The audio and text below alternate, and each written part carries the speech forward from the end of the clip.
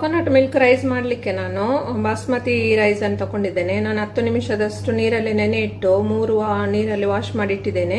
3/4 cup ಅಷ್ಟು ತೆಂಗಿನ ಹಾಲು ಇಟ್ಟಿದ್ದೇನೆ, ತೆಂಗಿನಕಾಯಿ ಹಾಲು, 3/4 ಕಪ್ ಅಷ್ಟು ನೀರು, ಮತ್ತು ತೆಂಗಿನ ಎಣ್ಣೆ, ಸ್ವಲ್ಪ ಬಟರ್, ಮತ್ತು ಚಾಪ್ ಮಾಡಿ ನಾನು ಆನಿಯನ್ ಇಟ್ಟಿದ್ದೇನೆ, ಸ್ವಲ್ಪ ಜಿಂಜರನ್ನು ಜಜ್ಜಿ ಇಟ್ಟಿದ್ದೇನೆ, ಹಾಗೆಯೇ ಕರಿಬೇವಿನ ಎಲೆ ಅಥವಾ ಕರಿ ಲೀವ್ಸ್ ಇಷ್ಟನ್ನು ನಾನು ಇಂಗ್ರೀಡಿಯೆಂಟ್ಸ್ಗಳನ್ನು ರೆಡಿ ಮಾಡಿ ಇಟ್ಟಿದ್ದೇನೆ. ಸ್ವಲ್ಪ ಗೇರು ಬೀಜ ಮತ್ತು ಒಣ ದ್ರಾಕ್ಷಿಯನ್ನು ಸಹ 1/4 ಕಪ್ ಅಷ್ಟು ನಾನು ಇಲ್ಲಿ ಇಟ್ಟಿದ್ದೇನೆ. ಇವಾಗ ನಾನು ಪ್ಯಾನಿಗೆ 1/4 ತುಂಡಷ್ಟು ನಾನು ಬಟರ್ ಹಾಕಿ ಬಿಸಿ ಮಾಡ್ತೇನೆ. ಹಾಗೆ ಬಟರ್ ಮೆಲ್ಟ್ ಆದ ತಕ್ಷಣ ನಾನು ಆನಿಯನ್ ಅನ್ನು ಸೇರಿಸ್ತೇನೆ, ಸ್ವಲ್ಪ ಹೊತ್ತು ಫ್ರೈ ಮಾಡ್ತೇನೆ. ಇವಾಗ ಆನಿಯನ್ ಫ್ರೈ ಆಗ್ತಾ ಇರುವಾಗ ನಾನು ಜಜ್ಜಿಟ್ಟಂತಹ ಜಿಂಜರನ್ನು ಸಹ ಸೇರಿಸ್ತೇನೆ, ಸ್ವಲ್ಪ ಹೊತ್ತು ಫ್ರೈ ಮಾಡ್ತೇನೆ.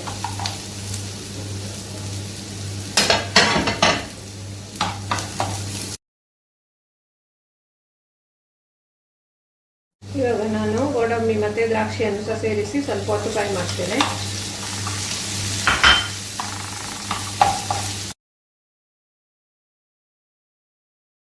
ಇವಾಗ ಗೋಡಂಬಿ ಮತ್ತು ಎಲ್ಲ ಒಣ ದ್ರಾಕ್ಷಿ ಆನಿಯನ್ ಎಲ್ಲ ಫ್ರೈ ಆಗಿದೆ. ನಾನೀಗ 3/4 ಕಪ್ ಅಷ್ಟು ಇಟ್ಟಂಥ ಕೊಕೊನಟ್ ಮಿಲ್ಕನ್ನು ಸೇರಿಸ್ತೇನೆ. ಹಾಗೆಯೇ ಸ್ವಲ್ಪ ಅದಕ್ಕೆ ನೀರು ಸೇರಿಸ್ತೀನಿ.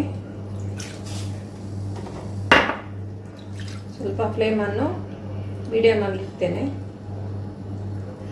ಇವಾಗ ನಾನು ಸ್ವಲ್ಪ ಉಪ್ಪು ಸೇರಿಸ್ತೇನೆ. ಹಾಗೆಯೇ ನೆನೆ ಇಟ್ಟಂತಹ ಬಾಸ್ಮತಿ ರೈಸ್ ಅನ್ನು ಇದಕ್ಕೆ ಮಿಕ್ಸ್ ಮಾಡ್ತೇನೆ.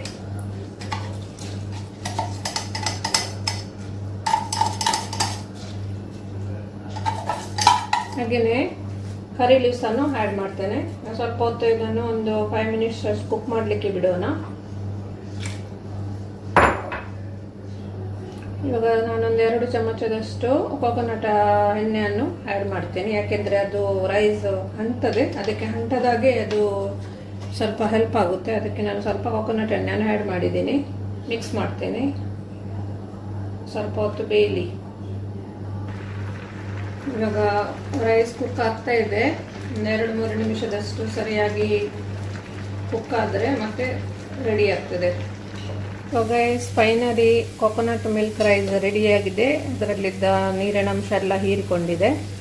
ಸೊ ಮಾಡಲಿಕ್ಕೆ ರೆಡಿಯಾಗಿದೆ ಗೈಸ್.